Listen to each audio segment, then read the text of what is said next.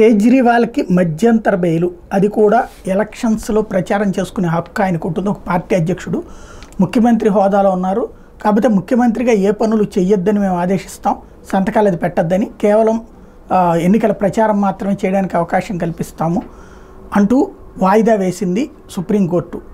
ఓ పక్కన అది జరుగుతూ ఉండగా ఇప్పుడు కొత్త పరిణామం చోటు చేసుకుంది. ఛార్జ్ షీట్ ఏదైతే కేజ్రీవాల్ మీదన తనే నిందితుడు కాదు నేరస్తుడు అని తాము సజీవ సాక్ష్యాలు ఉన్నాయి అన్నటువంటి పాయింట్తో తయారు చేసినటువంటి ఛార్జ్ షీట్ని రేపే రౌస్ అవెన్యూ కోర్టులో వేయబోతోంది సిబిఐ. అంటే తద్వారా కేసులో అతందే అయింది. వాస్తవంగా ఛార్జ్ షీట్ తర్వాత ఎప్పుడైనా బెయిల్ ఇవ్వచ్చు, ఛార్జ్ షీట్ తర్వాత మిగతాదంతా కోర్టులో చూసుకోవాలి. ఆ విధంగా కేజ్రీవాల్ బయటికి రావాలి. అట్ ద సేమ్ టైం దాంట్లో ఈయనకి సంబంధించిన ప్రాథమిక ఆధారాలు ఏంటన్నీ అన్నీ చూపెడతారు. దాని ఆధారంగా బెయిల్ ఇవ్వకుండా అన్నా ఉండాలి. ఈ రెండిట్లో ఏం జరుగుతుందో చూడాలి.